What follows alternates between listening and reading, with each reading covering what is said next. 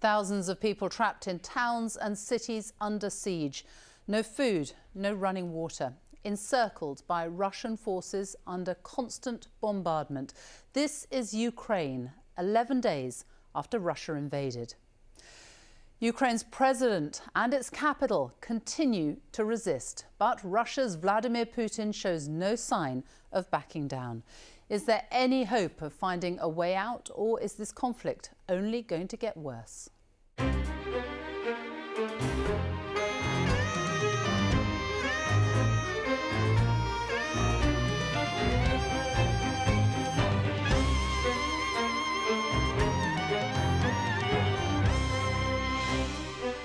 Good morning. The Russian invasion of Ukraine is in its second week, and the crisis facing the country and the world is intensifying. We have the latest from Jeremy Bowen in the capital, Kyiv. I'll be joined by Ukraine's Deputy Prime Minister. How long can her government and her country hold out? The man in charge of Britain's armed forces, Admiral Radakin, the Chief of the Defence Staff, is here with his first broadcast interview.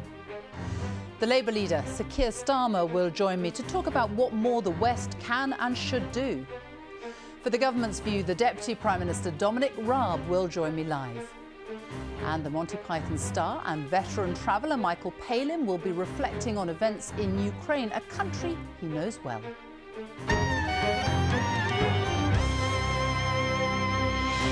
To see how the invasion is being covered by the papers here and the media in Russia, I'm joined by the Russia editor at BBC Monitoring, Vitaly Shevchenko, and by the Daily Telegraph's Madeline Grant. But first, the news with Ben Thompson. Sophie, thank you. Ukrainians have been urged by their president, Volodymyr Zelensky, to drive the evil from their cities as Russians continue attempts to encircle the capital, Kyiv. It comes after a ceasefire in southern cities was cut short yesterday by ongoing shelling, leading to planned evacuations of Mariupol and Volnovakha being aborted. Local authorities in Mariupol say a new temporary ceasefire is now in place. Ukrainians in all cities of Ukraine where the enemy has come into, you have to go on the offensive. It is necessary to fight if there is an opportunity. Meanwhile, the payment firms Visa and MasterCard have announced they are disconnecting their services in Russia. Visa said in a statement that it would cut off transactions over the coming days, condemning what it called Russia's unprovoked invasion. Well, across Ukraine, the Russian military is keeping up its intense bombardments of towns.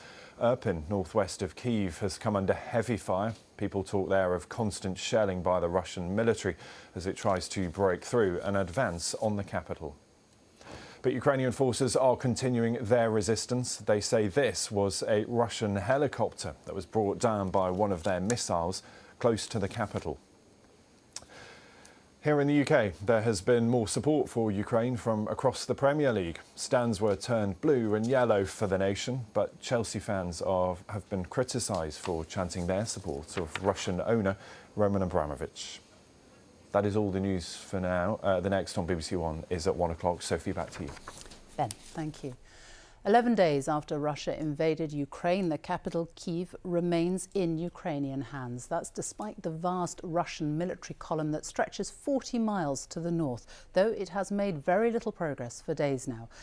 A short time ago, I spoke to the BBC's Jeremy Bowen, who is in Kyiv, and asked him what the atmosphere is like in the capital, with fighting now just about 10 miles away.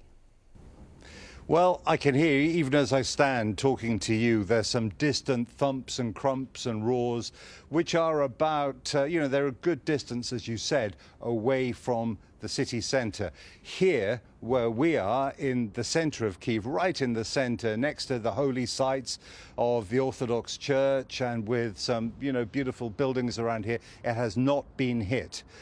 It's a bit weird because the streets are empty, but the city, apart from the fact the shops aren't open in the main, looks normal. There is this mood of defiance and, I've been driving around chatting to people and there aren't really food queues. They seem to have plenty of that, but there are quite big queues outside pharmacies because not all of them are open and it's cold, and of course people need their medication if they require it, their prescriptions. And outside one, I met a young couple, Maxim and Alice, and they were remarkably defiant. You seem pretty relaxed. Evil can win a battle, but it will never win the war. Never. Good always wins. So in the end, I see that we are united. I see that we have a huge support from Britain, from NATO. Don't fear Putin. Don't be afraid of him. Don't be afraid of Putin. Why not? Yeah, because he's very afraid himself right now. And he went on to say that Putin is probably thinking he's surrounded by traitors and full of suspicions. You know, right here, it feels like a strange in-between period, because one of the big questions on people's minds is, will this center of the capital get attacked by the Russians? Now, I was in Grozny in Chechnya, one of the Russian republics, back in the mid-90s when the Russians attacked it, and they flattened it. And I've seen in Syria, in Aleppo and around Damascus and in other places in that country, just what the Russians are prepared to do if they want to. And I think it is very interesting that certainly up to this point, President Putin has left this place, so far, alone. Jeremy Bowen in the capital, Kyiv. Thank you. Well, that was Jeremy talking to me a short time ago. Let's have a look at the front pages of this morning's papers, now dominated by images of people under siege. And this extraordinary image that is in a lot of papers this morning, this is Ukrainians fleeing the attacks on Kyiv. And they're waiting under a bridge, a wrecked bridge, to cross the river Irpin, which is northwest. It's about a 45-minute drive from the centre of Kyiv, northwest. And just all these thousands of people standing under that bridge trying to escape. Merciless Putin shells evacuees is the headline. And another extraordinary image on the front of the Sunday Mirror this morning. And this is in Kherson, which is the only city that Russia has managed to take. But these are unarmed civilians. We saw protests yesterday who are just facing down the Russian troops, even though they're firing into the air. The Observer's headline, Defiant Putin warns the West, your sanctions are akin to an act of war. The Sunday Telegraph, don't test us. That's Ben Wallace, the Defence Secretary, telling President Putin. He says any existential threat will be met with a response as he considers extra money for weapons that halted Russian tanks. The Mail on Sunday, Boris's 6-point plan to defeat President Putin, and also news of the appeal at £3.6 million that has already been raised for refugees. We speak to Michael Palin later in the programme as well, and he has been helping with that appeal. And finally, a lot of coverage in the papers this morning too of the death of Shane Warne. Come on, Shane, and details in the Sun on Sunday about what happened, and his friends who were with him when he was found in a villa in Thailand. Well, with me now to review the papers is the Russia editor at BBC Monitoring, Vitaly Shevchenko, whose job it is to monitor all the news coming out of Russia day in, day out. And I'm also joined by the Telegraph columnist, Madeline Grant. Good morning to both of you. Vitaly, first of all, it's a very, very difficult time for you. Not only are you having to monitor all this from here, you are Ukrainian, you're a Russian speaking Ukrainian from the east, and your family, your parents, are still in the city that we've seen a lot of this week where the nuclear power plant is. What is the latest news from them? Yes, they are in Zaporizhia and things are looking very grim. Who Can Fight is preparing to fight. There's a massive defense effort going on. A classmate of mine spent 3 days trying to enlist in the Territorial Defense Force. And the reason why it's taking so long is because the queues are absolutely enormous. Thousands of people in Zaporizhia trying to join the fight. Women are making camouflage nets, Molotov cocktails. My father, who's 71, he's packing sand into bags to make roadblocks. So it's a massive effort. And it seems as though it's a matter of time before the Russians attack, and it's going to be very different from Kherson, which was captured earlier. OK, I'm just going to break in here because we're going to speak right now, and we're going to come back to the papers, but we have here with us on the line Ukraine's Deputy Prime Minister Olha Stefanishyna, who is in Ukraine and joins us. Good morning, very, very good to see you. Thank you so much for joining us. Just tell us what the latest situation is for you. Well, Well, thank you for being permanently active on this topic. For us, it's really important that despite of the fact that the war is not ending in 1 or 2 days, it is presumably be a long-lasting process. We understand that nobody should tolerate that.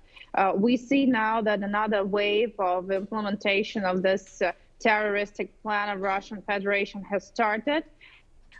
Given the strong resistance our army showed, now the enormous pressure is done against civilian population, especially in those towns and cities and villages, which has been now under the control of Russian Federation. The murdering and many things are happening around physical pressure to the citizens. Some of them are being killed.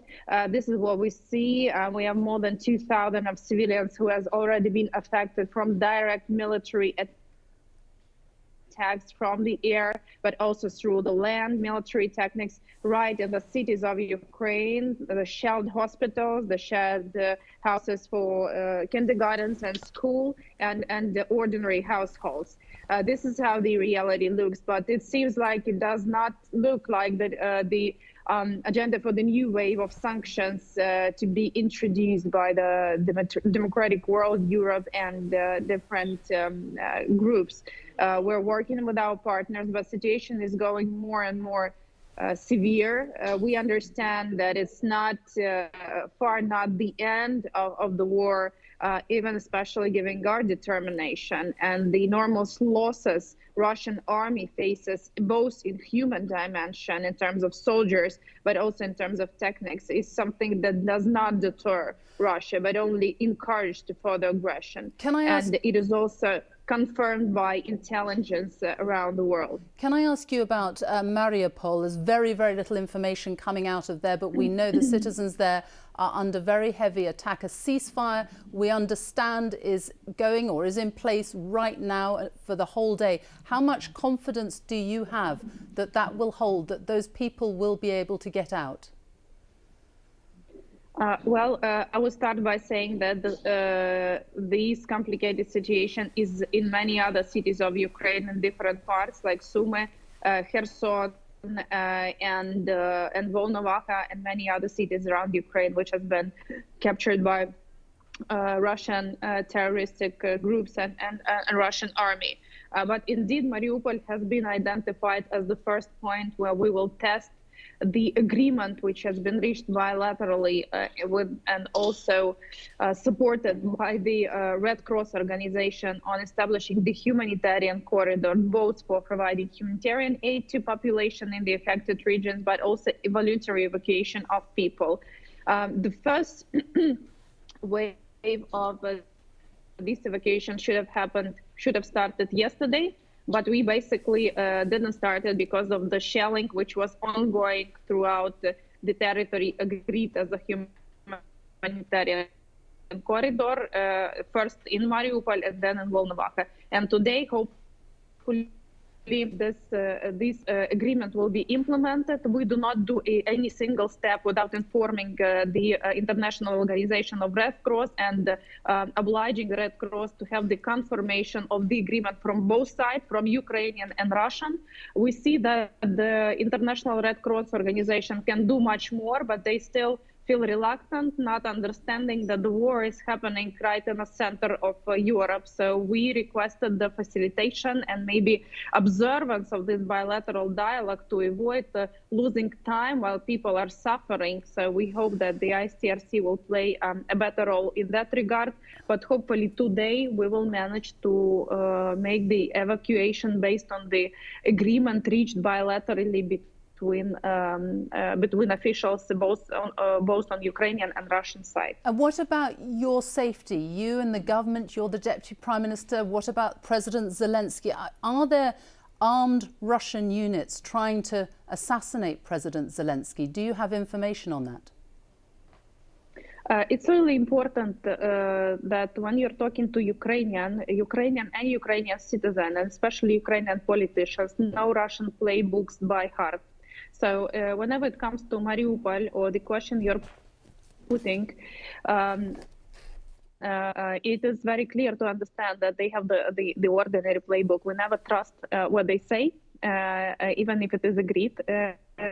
And of course, we know that there is a willingness to identify the areas when the government is functioning together or individually. And especially it becomes more important for the Russian administration, because since the first day of war, the government has been fully operational. So we have been fulfilling all our obligations, both social payments, budgetary payments, internal and external financial expenditures, implementation of the economic programs in the military times, supporting population, redirecting resources directly to support people. So, and each of our ministers is working on this direction to condemn the Russian aggression and to make sure that the whole world knows that the price does everything, that the price for any war in a territory of a democratic state in the 21st century shall has its price. So knowing that the government is fully operational, it becomes even more important for Russian and Kremlin. The West has said that they cannot provide it will not impose a no-fly zone. Do you feel abandoned by the West when you hear them say that? Because we've heard President Zelensky ask for one over and over.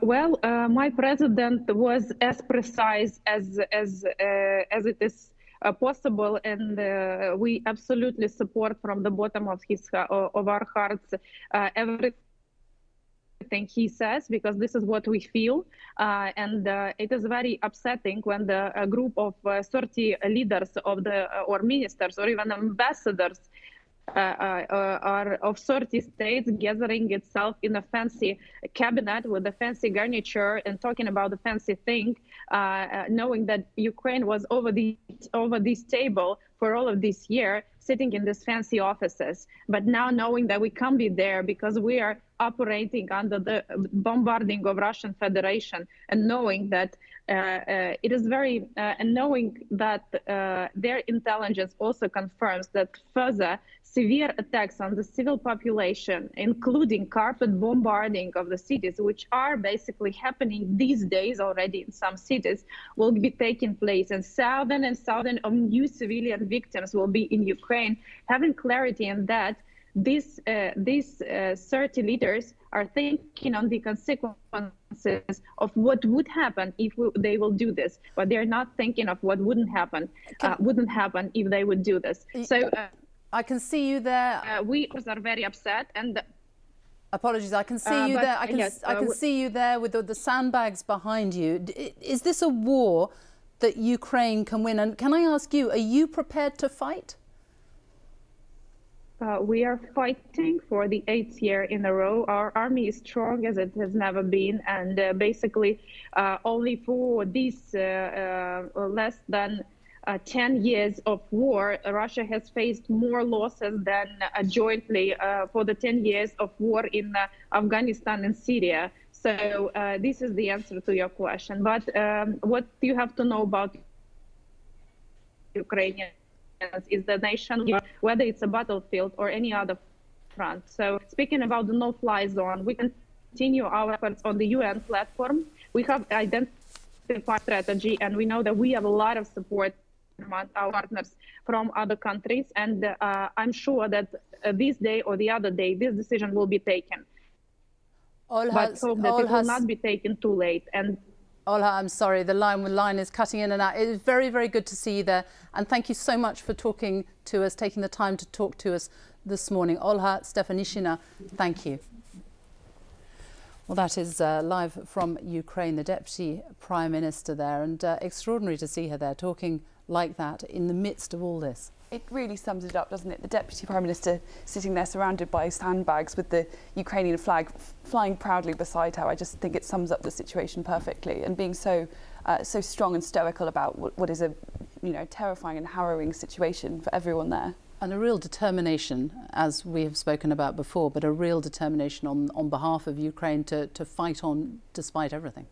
That's one of the most striking things for me, because We're talking about Russian-speaking parts of Ukraine that's being captured right now. That's where they made the most progress. And talking to my friends and family and seeing social media footage coming out of that part of Ukraine, it's abundantly clear that the locals are doing all they can to show to the Russians that they're not welcome. They're trying to literally stop Russian tanks with their bare hands and chanting glory to Ukraine. These are the people Putin claims to be liberating. Let's look at some of the papers we started on already, but this one here, which is in the Sun, it is an amazing image, isn't it? There's over a lot of the papers. This is another angle of it, but this is this bridge in Irpin, which is northwest of Kyiv, not very far now from the centre. Yes, we've seen those pictures, similar pictures from all over Ukraine, civilian infrastructure being bombed, destroyed, people being evacuated from places like Sumy, where utility companies have been targeted, and it's a cold time of the year in Ukraine still. It can go down below freezing point, and if you have no heating, no electricity, it's a dire situation. And Madeline, let's look at this one in the Observer. Life in Fortress Kyiv. If we hear someone is not reliable, they get a task without weapons, is the headline there. It's amazing reporting from Sean Walker in The Guardian. He's talking about how what really strikes me from reading this story is simply that it feels that this grim reality for Ukraine, it feels like it's been going on forever, and certainly if you're in Ukraine it must feel like, you know, the ghastly new normal. But less than a fortnight ago, a city like Kyiv was a bustling city of 3 million inhabitants. And now it's descended into a total war zone. And he describes how the volunteer forces have been making makeshift sites at which they're trying to defend, and how they have been triaging some of the volunteers to work out who should be doing what, who should be tasked with a gun and guarding facilities, and who should be doing perhaps more kind of transporting and I guess more menial jobs, and how very quickly overnight a city that was utterly normal and normal life was continuing has descended into this new reality. I think some of the really striking images this week, Vitaly, have been of the young men, the teenagers, almost children, who are literally signing up, taking arms, 3 days training, going to the front. It's an all-out effort, and it's the speed with which it's all happening that's also posing a major humanitarian problem, because within a matter of a couple of weeks, we went from Russia denying that it was going to attack Ukraine to actually doing it. And Ukrainians had literally no time to prepare. And if we look at what refugees are trying to do, they're facing enormous difficulties in trying to leave the cities that I think are going to be bombed by the Russians very soon. And Madeline, let's talk about what the West is doing in response to this story here about sanctions. You were going to talk about that one. Yes, absolutely. This is a fantastic report in the Times by Robert Watts, who is the compiler of their rich list. And he describes how the extent to which cash-hungry politicians have helped turn London into Moscow-on-Thames, a playground of the rich who are able to launder their wealth and enjoy the kind of soft power and the cultural pleasures and the fancy restaurants and the luxuries that are so appealing to the oligarchs. And it is a fascinating piece, but I do wonder, though, alongside all of this, that given how much those described in this article here, how much they owe their survival, Putin being their protector, how quick they would be to actually reject him, despite the fact that being denied access to Western luxuries and having harsh economic sanctions and potentially having property requisitioned and so on, ultimately they owe their survival to Putin. And without his survival, they will lose their remaining Russian assets. So I do also wonder just how hard this would go and the impact it would have. We've seen lots of the yachts that have been seized. There are houses, huge, £100 million houses. You do wonder what actually happens though when they've got them. What do they do? Sell them? Well, I don't know. I mean, we're sort of in pretty new territory, aren't we? This has all happened in a matter of days. But there seems to have been real difficulty with some of these requisitions. I mean, I think some of them have been reported, and in fact, it's turned out that it wasn't as easy as they thought to requisition things like yachts, and that things were owned by offshore companies that were hard to trace back to the individuals concerned. So it's not as easy as it sounds, even though the idea may be so incredibly appealing to people in the West, the idea of finally reclaiming some of these properties, and the idea of possibly even taking the proceeds and somehow giving them to Ukraine. And then on the front page of the Sunday Times as well, the PM's Russian crony, it says, got a peerage after spies dropped warning. This is Lebdev. Yes, that's right. Well, I think the PM's friendship with Lebedev, the Moscow-born son of an ex-KGB agent and the former editor of the Evening Standard, has been well known about for some time. But the really explosive allegation here in the Sunday Times is the fact that they report that the Prime Minister, in fact, put pressure onto the security services to kind of water down their warning about the possible dangers of giving this man a peerage in order that he could proceed. And that is what they're claiming. That, I think, is the real explosive allegation in this story. Vitaly, your job at the BBC in monitoring is to listen day in, day out to what is being said in Russia. And I've spoken to you about it before. It is an extraordinary different picture. Let's just watch a clip, first of all. This is Russian television. You're going to tell us what we're seeing. Last night, our military prevented a man-made disaster on a truly global scale. The Ukrainian armed forces and the local so-called territorial defence decided to play a silly war game right next to a nuclear reactor. As a result, a battle broke out at Europe's largest nuclear power station, and then a fire started. It was only thanks to the truly heroic actions by our military that the Ukrainian military were kicked out and firefighters could access the site. So that is what Russians are being told, and they don't have any other source, really, of getting any other information. It's a very good example of how words can kill. What we're seeing on Russian TV is a topsy-turvy world of parallel reality. They are blaming Ukraine for everything. Ukraine is the aggressor. It's run by neo-Nazis who are bent on exterminating the Russian-speaking part of the population. None of that is true. As for what Russians can actually see, the independent part of the Russian media has been obliterated over a period of less than 1 week, actually. Independent websites either gone or are now saying, well, we have to play by the Kremlin's rules, otherwise our staff will face jail sentences of up to 15 years in jail. But Russians can still see and hear what's happening in Ukraine if they have access to social media, even though the government has been trying to block access to Twitter, Facebook and YouTube. If you know anything about computers and if you know about things like virtual private networks, which are tools that circumvent blocks, they still can access reports coming from Ukraine. So they are, well, some of them, especially the younger parts of the public in Russia, they are aware of the atrocities happening in Ukraine. And we've seen sizable protests happening in Russia every evening since the war started.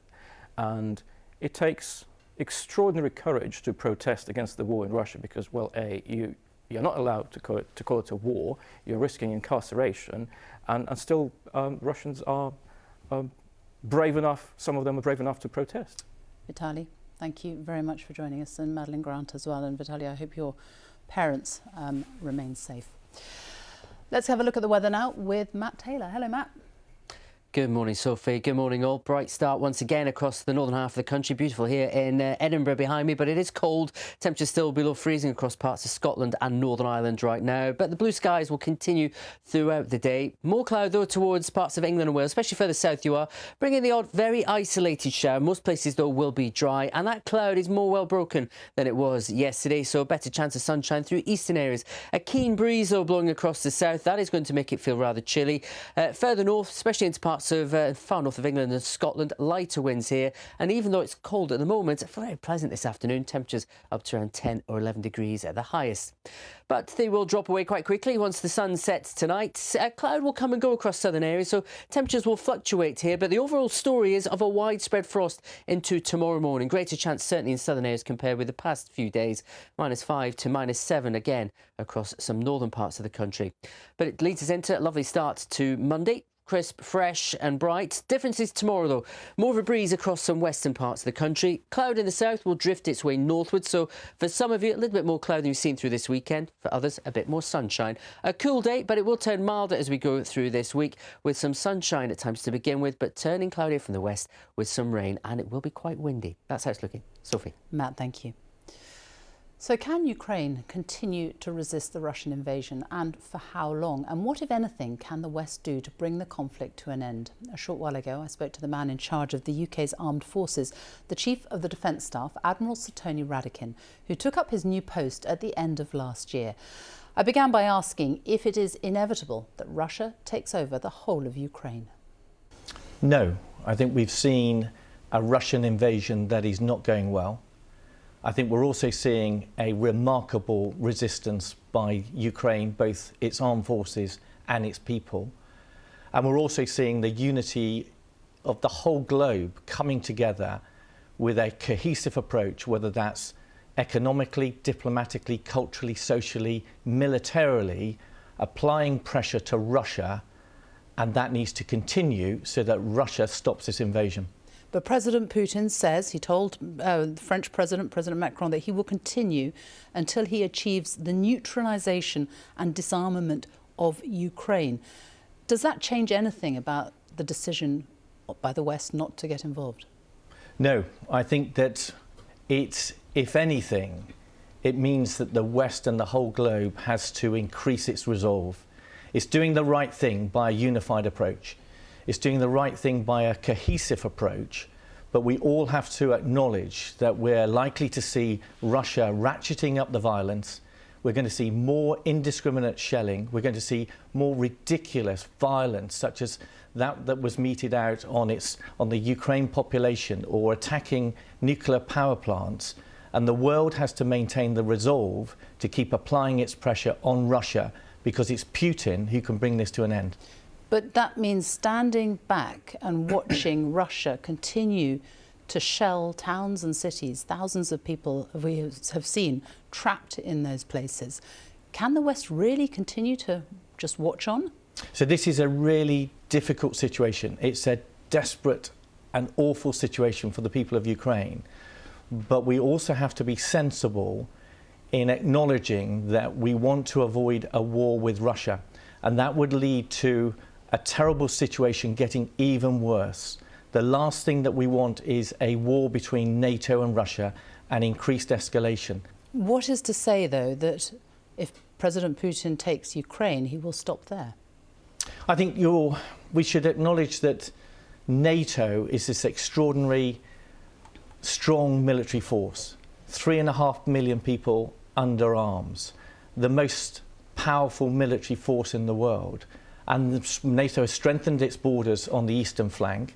The world has been incredibly clear about the repercussions that are being borne by Russia now. And this invasion is not going well for Russia. Russia is suffering. Russia is an isolated power. It's less powerful than it was 10 days ago. And the Russia cannot continue. So we have to have the confidence that what we're doing is the right thing. But in the meantime, a lot of people are dying, civilians are dying. President Zelensky says everyone who dies will die because of NATO as well, because of NATO's weakness, because of NATO's disunity. Do you feel that the West is letting President Zelensky and his country down? People are dying in Ukraine because of Russia and President Putin's invasion. And the UK was one of the first countries to recognise Ukraine's independence in 1991. In 2015, we started Operation Orbital, which is military, predominantly in the maritime and land domain, support to Ukraine. We were the first in Europe to start supplying lethal aid to Ukraine. We've strengthened, as part of NATO, our pressure on Russia so that we protect NATO and we ensure that Russia knows that we're ready if Russia was to try and expand this conflict any further. And we owe it to the people of Ukraine to continue that support, but we also owe it to the people of Ukraine and the whole of Europe and the world to ensure that this does not escalate. And you say that you think that the people of Ukraine could win this, but is this a war that will last a long time, that could last a decade? So I think we've seen already the unpredictable nature of war, and I don't want to predict when this will come to an end. This is going to be bloody, it's going to lead to more death and destruction, and it's Putin that has to stop it. But in terms of whether or not Russia is going to be successful as an occupying force and the carnage that will be meted out back to Russia and the inability of Russia to hold Ukraine, that's what it's going to suffer. And you're seeing that with this incredible resistance, with the incredible resolve of both the Ukrainian armed forces and the Ukrainian people. We've seen images over the last few days of this extraordinary convoy, satellite images, 40 miles long, this convoy. And there are pictures there. It's north of Kyiv. And yet it seems to have stalled. Is that because of logistical problems? Is that because of low morale? How much do we really know about what is going on there? So we don't have a complete picture, but we do know about a series of factors. So one is Russia hasn't operated at this scale since the Second World War. And to do what's called combined arms manoeuvre is incredibly complex and incredibly difficult. And we're seeing Russia failing to do that in a competent fashion. So they were held up north of Kyiv, and their forces started to become dislocated. Then you've seen the failure of Russia with just some basics in terms of the maintenance of its kit, and their kit has been failing. And then at the same time, Russia has been attacked by Ukrainian armed forces, and then their rear echelon, some of their logistics have been attacked. And now you're seeing that whole convoy stuck. It continues to be attacked, and that is impacting on morale. There are stories of the troops in those vehicles. They don't want to stay in those vehicles, so they're camping out in the forest. They're stuck there, and Russia has got itself into a mess, not just with that convoy, but in the whole of Ukraine, and we need to keep applying the pressure on Russia. But those stories of morale, you call them stories. Do we know that that is true or not? We absolutely do. So we know that there are some of the battalion tactical groups, those that have been leading the fight for Russia, have suffered terrible losses. We know that Russia acknowledges it's lost nearly 500 people. To put that into context, that's nearly 500 soldiers in 1 week, and that is more than the UK lost in Afghanistan over 20 years. Ukraine claims nearly 10,000 casualties. We don't know if that is true, but we do know that some of the lead elements of Russian forces have been decimated by the Ukrainian response. How worried are you that President Putin could use nuclear weapons? So I think we've got to be very cautious about President Putin's threats. We are part of the world's largest military alliance. We have our own nuclear deterrent. We've got to maintain a calmness and responsibility so that we don't just react rashly to whatever is the latest, frankly at times, bizarre or ridiculous comment from President Putin. So we are prepared, we are professional armed forces, we will approach this conflict with that level of professionalism and responsibility that you would expect. And we will also be incredibly confident in our ability to face down President Putin. Would we know if the Russians were preparing to use nuclear weapons in Ukraine? Could they do it without us knowing beforehand? So I don't want to go into the detail, but if you look at this conflict, we've had a remarkable level of intelligence, and we were saying for months that this is what President Putin was intending to do. And there are some more discrete elements in terms of warning signs if this was going to start to chart a path towards nuclear escalation. And what about these nuclear plants? We've already seen one, the biggest in Europe, being shelled this week. What is the risk of the others? There are 3 more in Ukraine. What is the risk of those being attacked? So I think there is a real risk because Russia is struggling with its objectives on the ground in Ukraine. And we've seen from Russia's previous actions in Syria and in Chechnya, where it will turn up the violence, it will lead to more indiscriminate killing and more indiscriminate destruction. And we have to keep applying the pressure to Russia that this is outrageous, and that the sense that because your invasion isn't going very well, that you just become more and more reckless in applying violence is totally unacceptable. And it's especially unacceptable when you start attacking nuclear plants. The Ukrainians keep calling for a no-fly zone. The West has made it very clear that that is not going to happen. The Ukrainians want fighter planes to be provided. Why do we not provide fighter planes when we do provide anti-tank missiles? So I think there is a difference with the anti-tank weapons are obviously very defensive.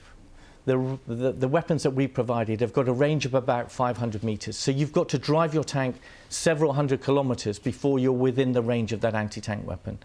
I think the no-fly zone, we have to be very careful, and the advice that we as senior military professionals are giving our politicians is to avoid doing things that are tactically ineffective, and definitely to avoid doing things that tactically might lead to miscalculation or escalation. The no-fly zone would not help.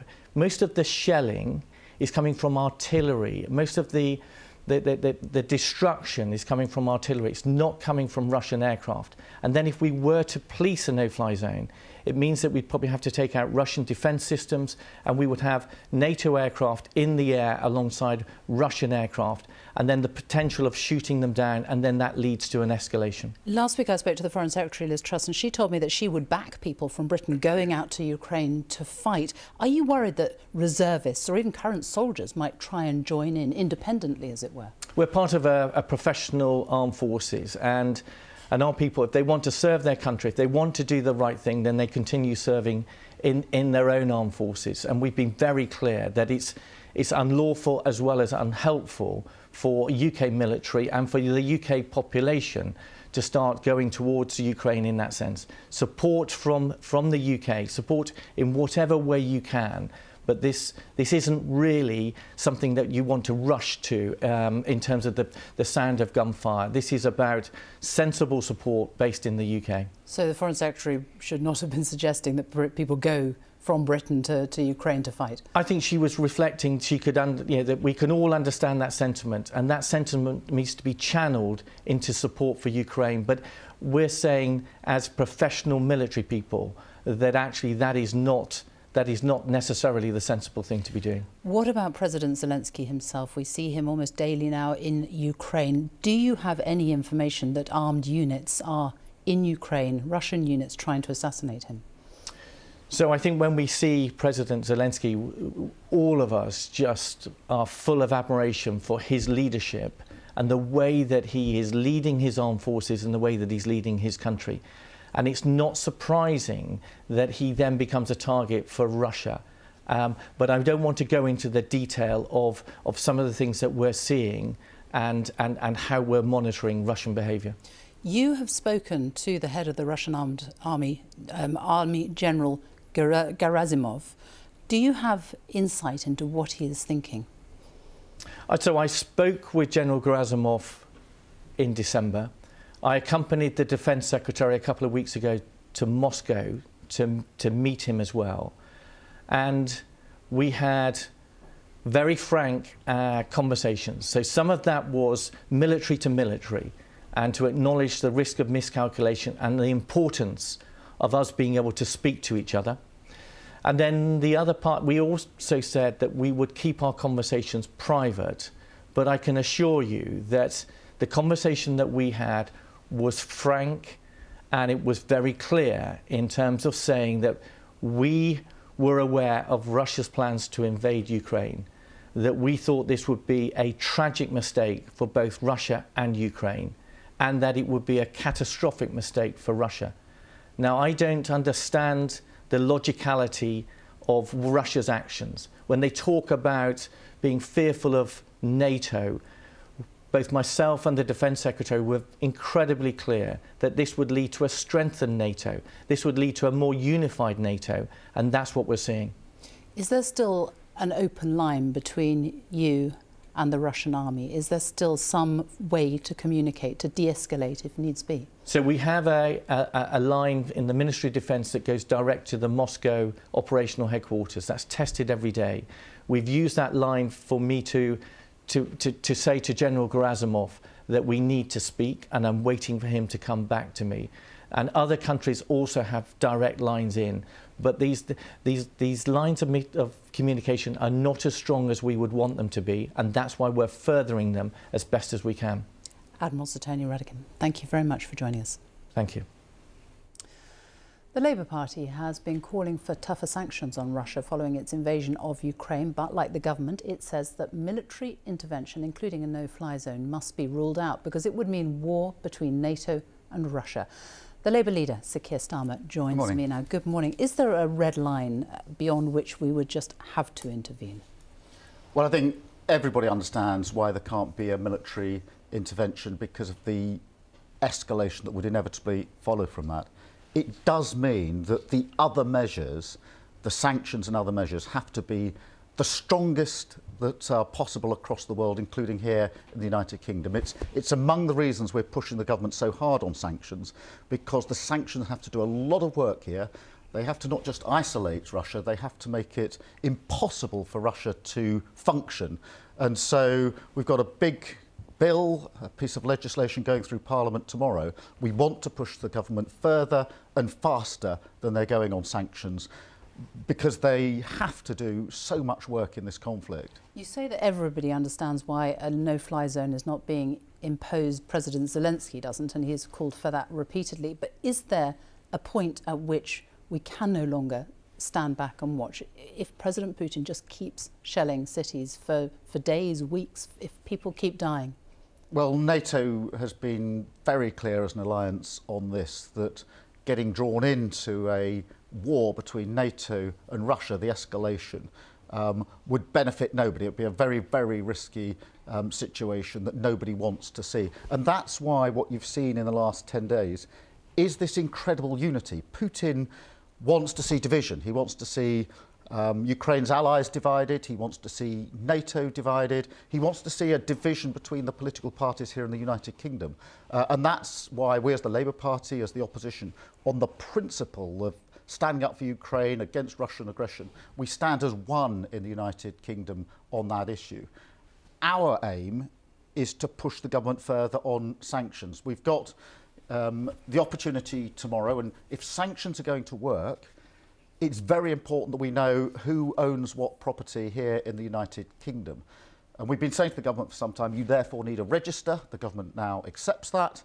The government initially said, well, we'll give people 18 months to register. That's far, far too long, because people will simply sell their homes and their assets if they think they're going to be seized. The government's retreated because of our argument and said, well, 6 months.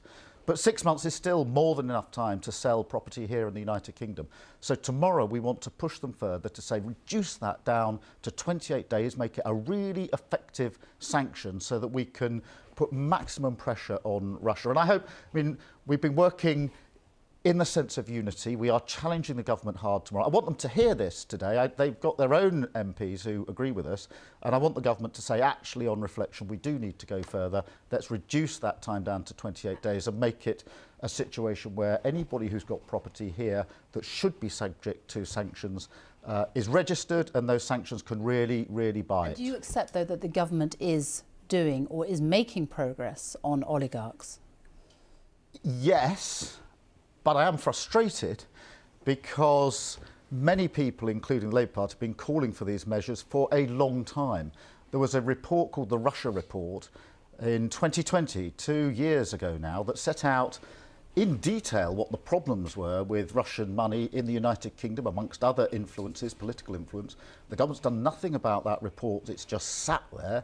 The economic crime bill, the bill that we will be discussing tomorrow, and will pass through tomorrow because we will support it, that's a bill that's been talked about for a number of years, and it was in the Queen's speech last year that it would come through, and here we are. There's sort of I suppose the frustration is this: there's echoes of Afghanistan, which is a government that really only begins to get its act together and respond in the heat of the situation rather than preparing for it beforehand. So, but we will support them tomorrow. Our votes will be there for these sanctions, and we will stand united. But are we frustrated that they're going slowly, and they didn't, look at this months ago? But these sanctions could actually be in place by now if the government had a bit of forethought on this. But as I say, I don't want to divide other than to push the government further and faster on this. Can I ask you about the story? There's a story in the Sunday Times this morning, and we know how entangled Russian money is in Britain. And there's a story about the Russian businessman Evgeny Lebedev, who owns the Evening Standard, he owns the Independent, and his peerage. We're going to ask the government about it, but the government says that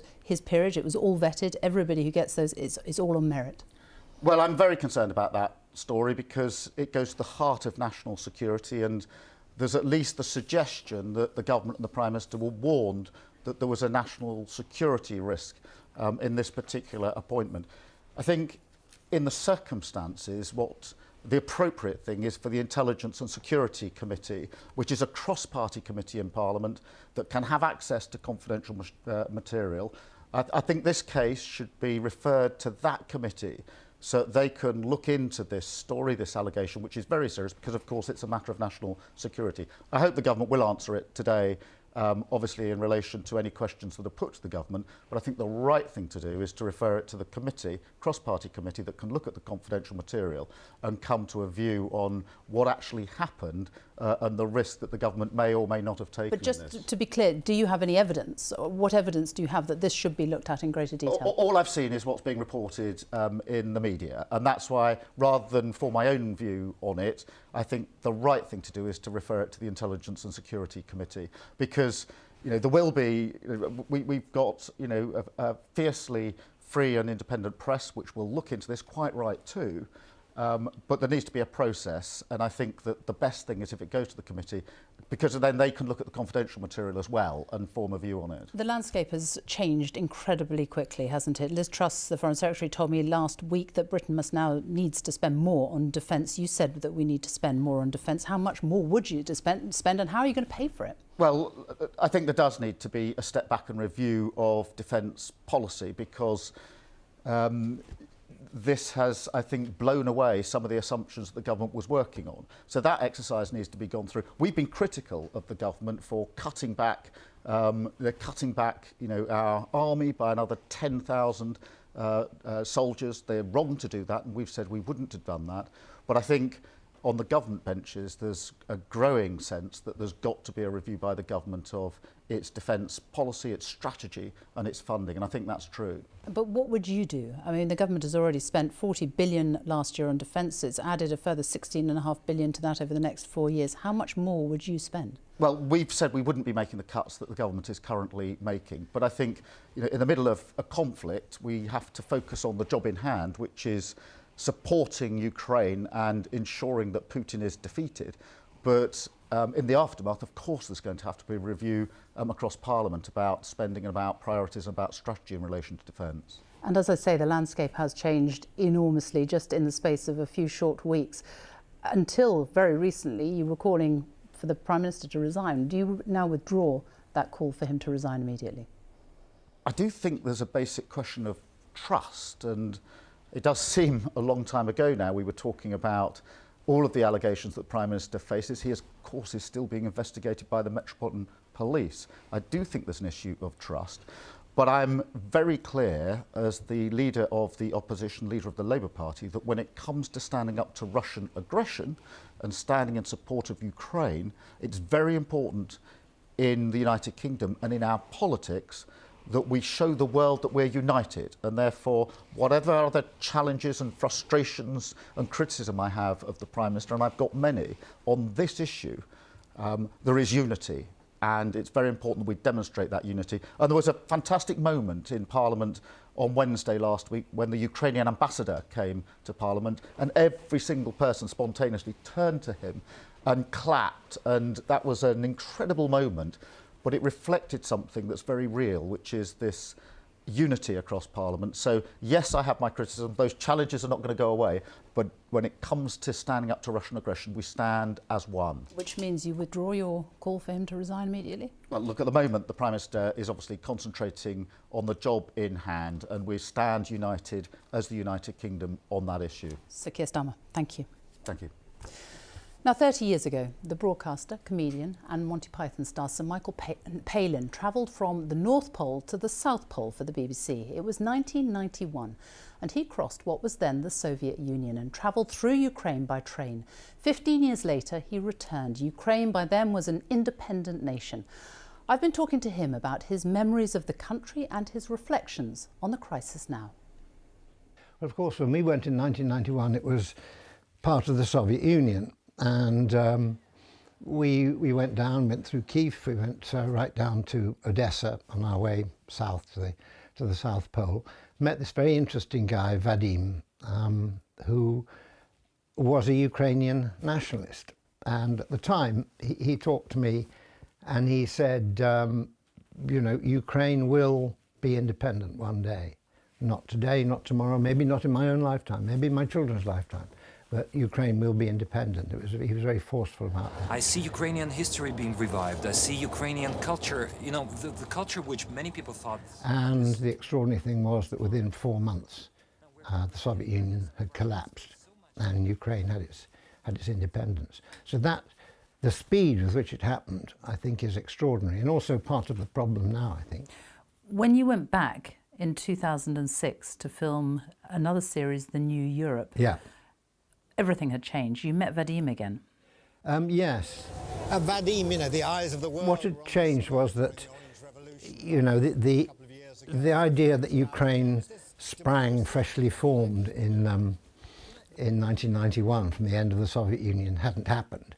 And Ukraine was having its own power struggles. There were differences between the conservative elements, slightly pro-Russian, and the Western European-leaning elements. It's fascinating watching the footage from your films back, and, for example, Independence Square, which we all see day in, day out now. Yes. Our correspondents, our reporters out there, totally deserted. In your film, packed with people. What are your recollections of Kyiv when you were there?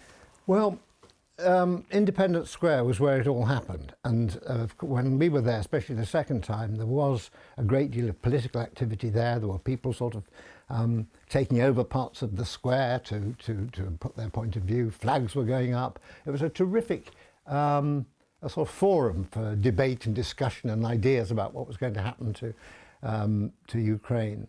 When you went back in 2006, you visited Crimea, which was very much a sort of seaside resort, extraordinary images of people out there basking in the sunshine. And even then, though, this is pre-annexation, pre the 2014 annexation of Crimea by Russia. But even then, you really did feel the tension, didn't you, between Russia and Ukraine?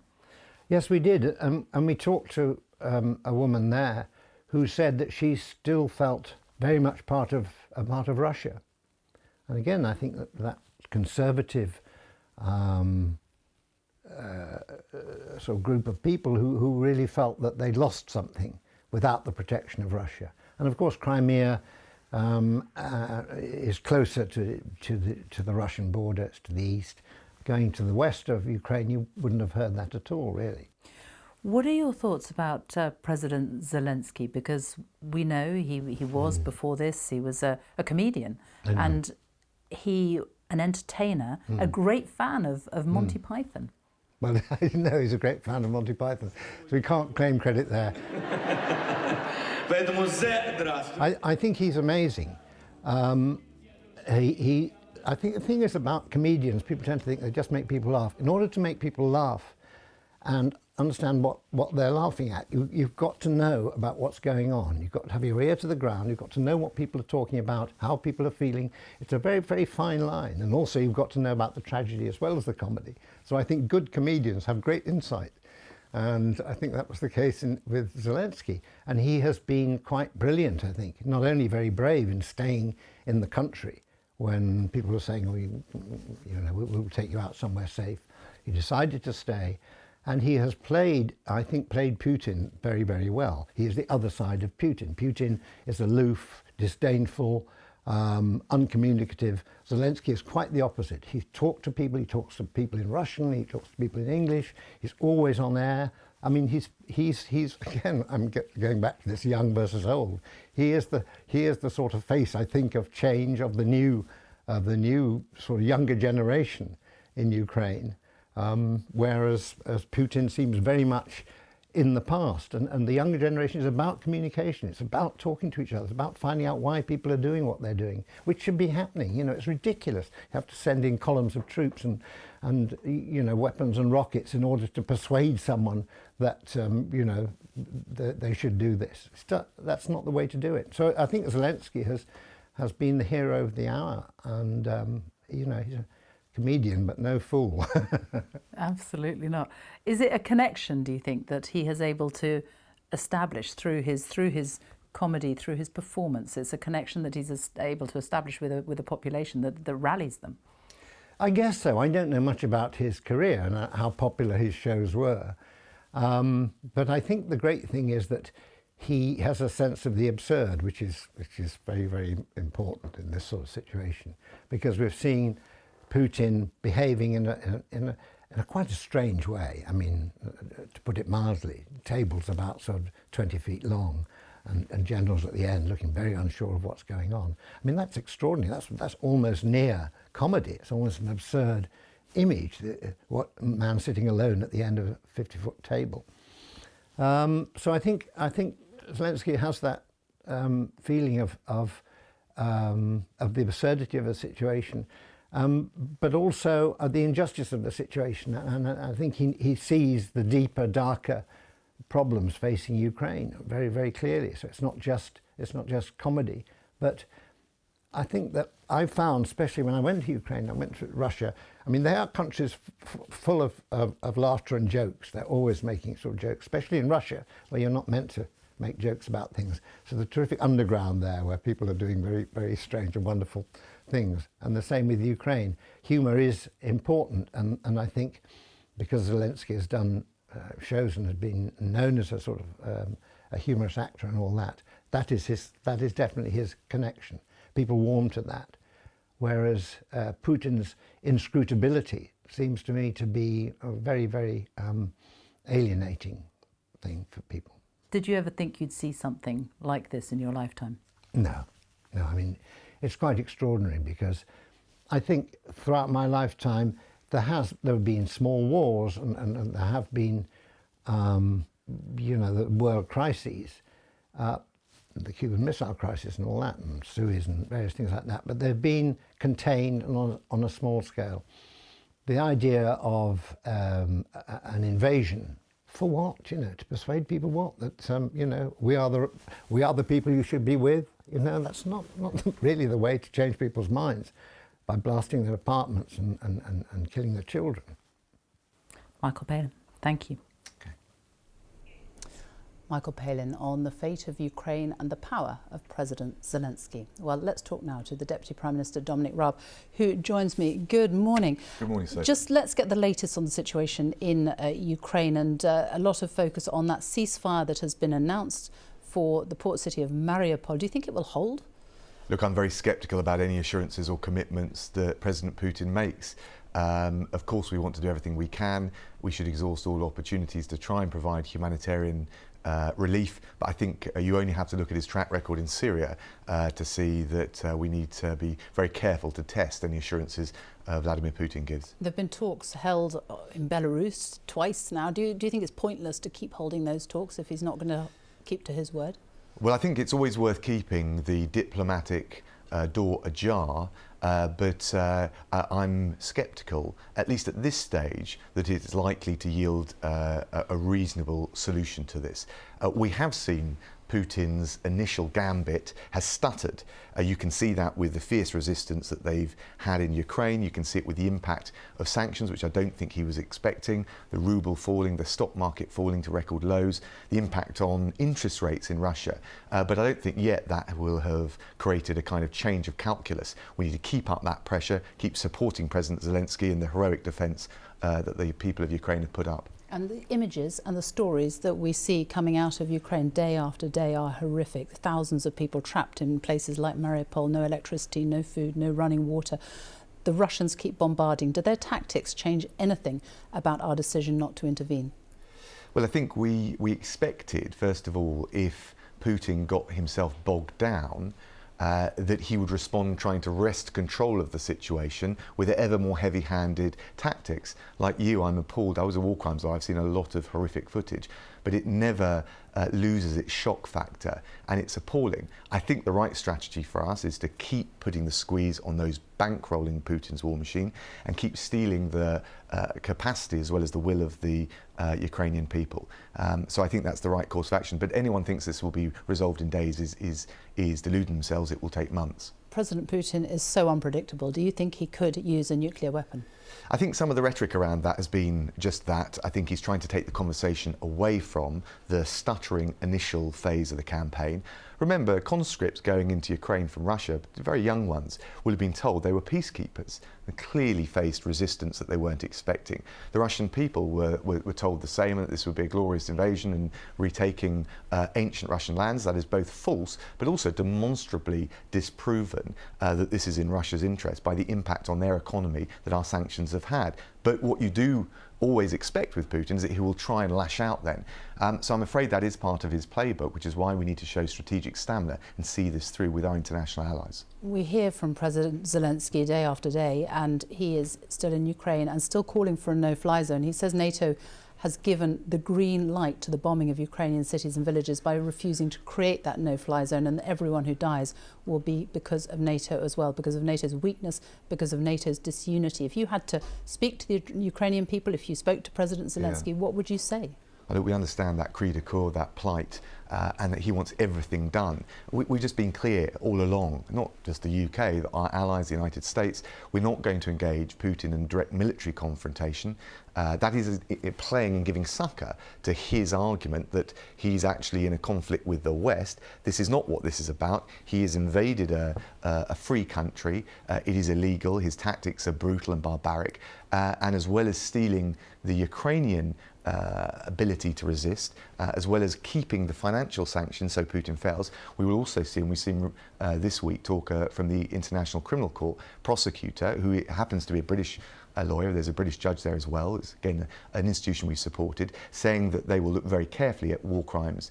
And our message is we'll support them in that technical assistance. It's an independent court, but there can be no impunity for anything Putin does, or indeed those commanders. So one of the messages, one of the things going through their minds must be, if they get an illegal order to bombard civilians, should they carry it out? Because there's a very real risk they'll end up in prison. Let me show you some pictures. There are a lot. I'm sure you'll have seen it today. The picture of these people here. This is just northwest of Kyiv, about 45-minute drive. I mean, it is extraordinary when you see images like that. These are people trying to flee the Russian bombardment. And when you look at that and all these images that we see day after day, do you not feel that we're letting the people down, they're letting them down in Ukraine? Oh, you know, and as a war crimes lawyer, previously as a foreign secretary, whenever I see footage of humanitarian disasters, you always challenge yourself, can we do more? But we are doing a huge amount, £220 million of humanitarian assistance on top of the sanctions and all the rest of the things.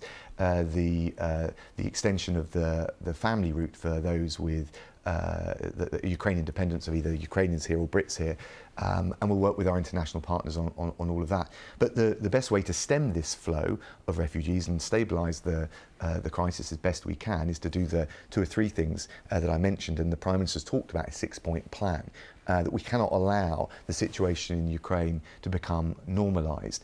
And also, and you mentioned the diplomacy, we can't allow some deal to be done over the Ukrainian president's head. The Ukrainians must decide their fate. That's why we oppose this invasion. And the same principle must apply to any diplomatic route out. You talk about President Putin's rhetoric, some of the rhetoric coming out of Russia yesterday. President Putin, and it's all over the papers this morning, saying that the sanctions we've put in place are akin to a declaration of war, although he did add, but thank God it's not come to that. The Foreign Ministry has said that Russia will not forget Britain's role in helping Ukraine. Do you take these as very direct threats to Britain? Well, I think we were always aware that there'll be repercussions for supporting Ukraine and opposing Vladimir Putin. First of all, though, can I just say, the invasion of Ukraine by Russia was illegal. Our sanctions are legal, lawful, and entirely warranted and proportionate and targeted at those bankrolling him. I think we're seeing that rhetoric precisely because the invasion hasn't gone according to plan. He stuttered, he stumbled, he's lashing out. I'm afraid that will have a humanitarian cost, but actually the reality is the cakewalk into Ukraine that Putin told his conscript and the Russian people that they were engaged in has not materialised, and that shows the pressure that he's under. We need to ramp up that pressure, we need to redouble that pressure, certainly not back off. You've talked about sanctions. We know that you've targeted some oligarchs in this country. What about the Russian businessman, Evgeny Lebedev? His father has links to President Putin, who was ex-KGB. He's here. He is now Lord Lebedev. I spoke to Sir Keir Starmer just a short time ago, and he wants the Intelligence and Security Committee to investigate Lord Lebedev's peerage. Should that be done? Well, look, first of all, there is a very strict and stringent process when anyone is granted a peerage. I don't know the facts of the case, I wasn't involved in it, but I do know that it was applied very rigorously in this case. And I listened with interest to your conversation when Keir doesn't have any evidence that there's any impropriety. There was none. If there was, he ought to produce it. And again, this was done properly and correctly, and we have procedures and systems in place to make sure it is. Let's talk about nuclear. We've already spoken about nuclear weapons being deployed, but what about the threat to the whole of Europe from a nuclear power plant disaster in Ukraine? We've already seen one come under attack. There are 3 more in Ukraine. Reckless, totally reprehensible. Not just that Putin attacked that plant, but also that when the Ukrainian emergency services went to put out the fire, the bombardment continued.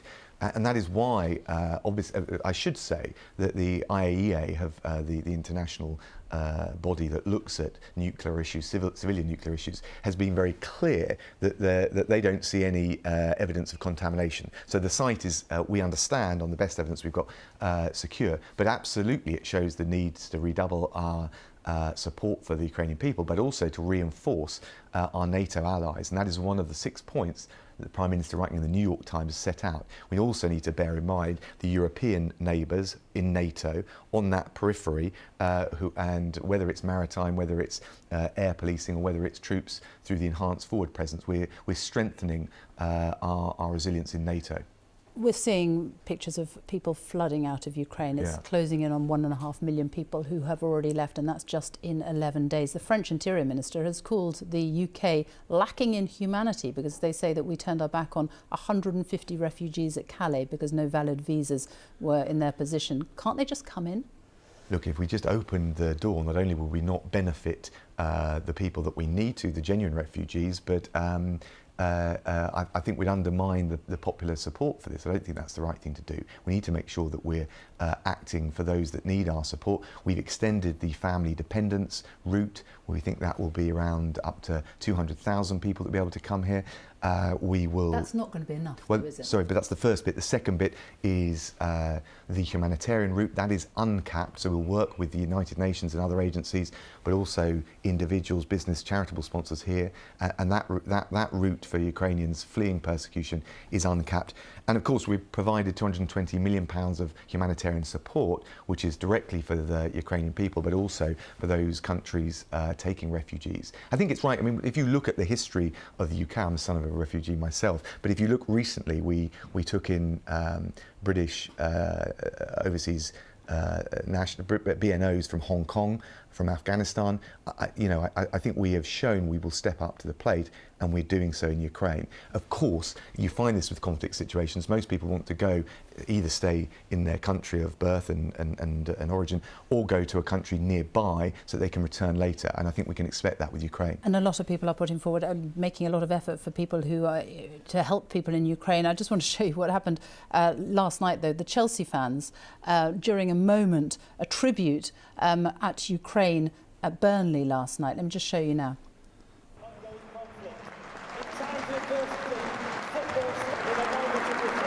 So this is the moment of pausing for thought for Ukraine, applause for Ukraine, but very quickly it is broken into by Chelsea fans chanting Roman Abramovich's name. Do you think that's acceptable? No, I'm a Chelsea fan. I think it's totally wrong. It'll be a minority of fans doing it, and I thought Thomas Tuchel, the manager, was quite right to come out and be clear about his disagreement with that. Okay, Dominic Raab, thank you very much for joining us this morning. Well, thank you to all my guests, and thank you for joining me. We will be back here next Sunday morning. I hope you can join me then. Goodbye.